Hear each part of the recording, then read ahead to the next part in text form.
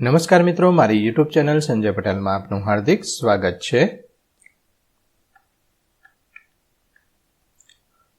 મિત્રો, આજે આપણે ધોરણ 7 વિષય છે ગણિત, તેનું પ્રકરણ 12। પ્રકરણનું નામ છે સમમિતિ।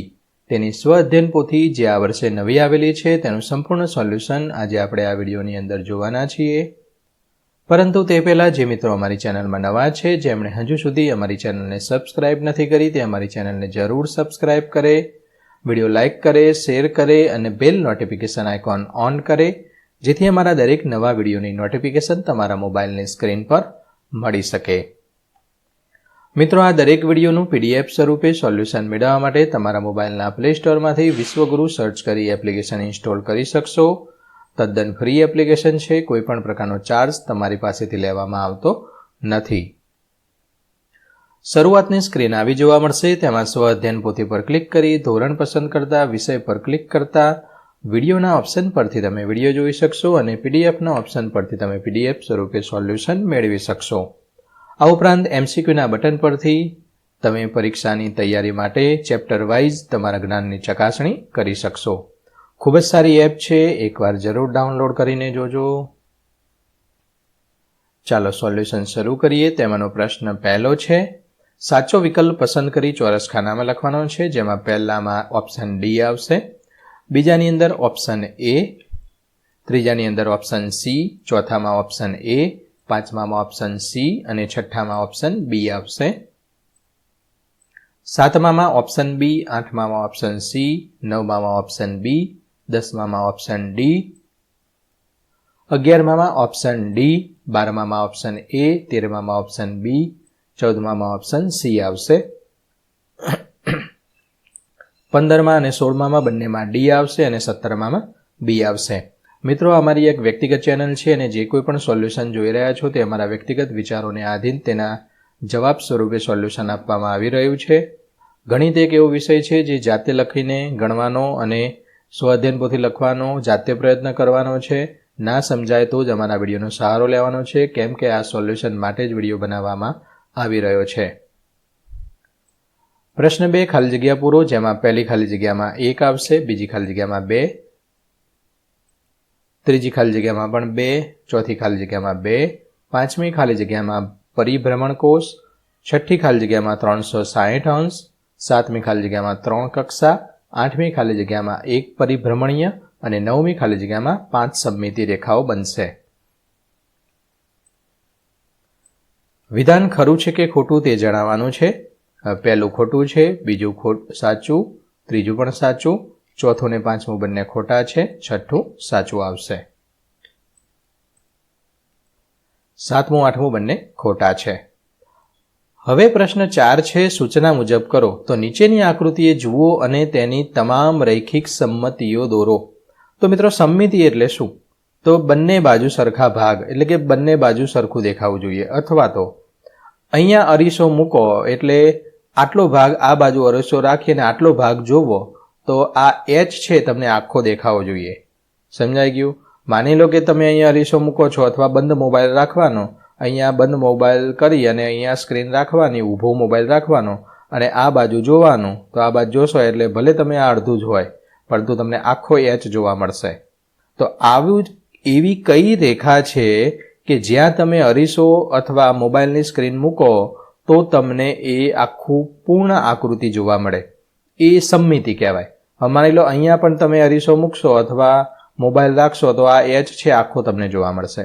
આની અંદર તમે અહીંયા મૂકશો તો આવી આકૃતિ આખી તમને જોવા મળશે। જેવી અહીંયા છે આ બંને બાજુ, એવી ને એવી આકૃતિ તમને મોબાઈલમાં અથવા અરીસોમાં જોવા મળશે।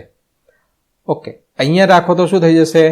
આ બાજુ અરીસો રાખો ને આ બાજુથી જોવો અહીંયા અરીસાની આ બાજુ, તો તમને શું જોવા મળશે? આવી આકૃતિ થઈ જશે, એ આવી ચોરસ થઈ જશે, આવા ખૂણા બનશે નહીં। કારણ કે શું થાય છે, આ બાજુ જે દોર્યું હોય એનું આ બાજુનું જે ચિત્ર છે એ આપણને અહીંયા મોબાઈલની સ્ક્રીનમાં દેખાય છે, એટલે તે સરખું થઈ જાય તો આ ખૂણા તો આવતા નથી, તો માટે અહીંયા સમમિતિ બનશે નહીં। ક્યાં બનશે? અહીંયા બનશે। ઓકે, સમમિતિ કેવી રીતે શોધવાની સમજાઈ ગયું? ટૂંકમાં એવી જગ્યા તમારે શોધવાની કે બંને બાજુનું છે, આ બાજુ અને આ બાજુ એ આવું બનવું જોઈએ। અહીંયા ટોચ છે તો આ બાજુ વિરુદ્ધ સાઈડ, સામેની સાઈડ ટોચ હોવી જોઈએ, આ અહીંયા ભેગું થવું જોઈએ। હવે સીની વાત કરીએ તો આ ત્રિકોણ છે, તો અહીંયા અરીસો રાખો તો આ બાજુ ભાગ છે એવો જ આ બાજુ દેખાશે. બીજી અહીંયા પણ રાખો તો આ બાજુ ભાગ છે એવો અહીંયા દેખાશે.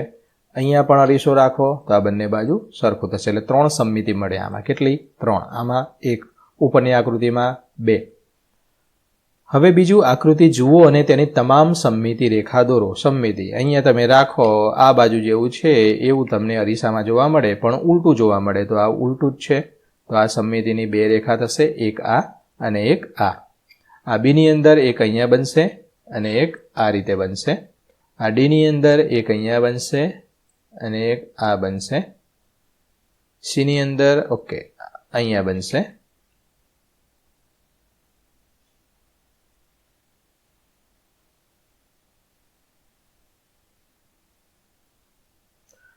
Okay 1 minute. આ ડીની અંદર જે આ સમમિતિ છે એ ખોટી પડશે, કારણ કે અહીંયા મૂકશો તમે અરીસો એટલે આકૃતિ કેવી રચાશે?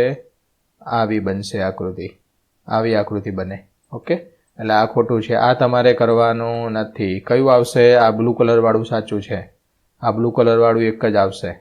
આ રહ્યું આવશે નહીં. ફરીથી કહું છું, આ સમમિતિ નહીં આવે. આમાં એક જ આ સમમિતિ આવશે. ઈની અંદર આ પ્રમાણે, એફની અંદર આ પ્રમાણે સમમિતિ બનશે. ત્રીજું, નીચે આપેલ આકૃતિને કુલ કેટલી કક્ષાની પરિભ્રમણીય સંમતિ મળે છે? તો 3 કક્ષાની પરિભ્રમણીય સંમતિ મળે છે. આની અંદર બંને સંમિતિ ધરાવે છે, આ અને આ બી બંને સંમિતિ ધરાવતું નથી.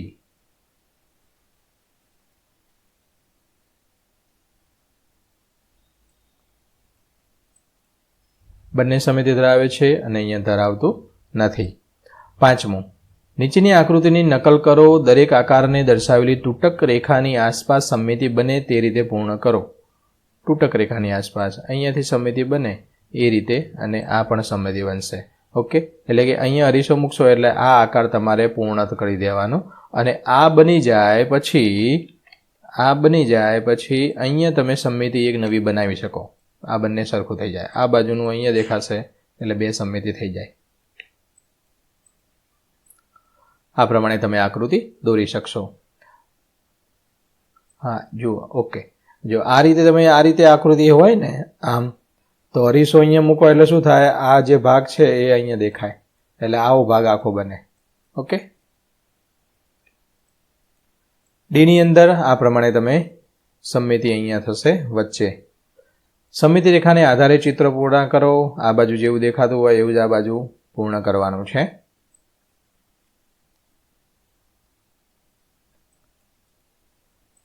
બીની અંદર આ પ્રમાણે સમમિતિ પૂર્ણ કરવાની છે.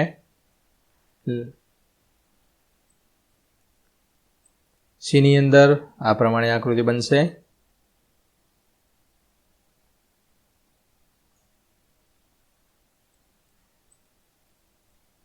ડીની અંદર આ મુજબ.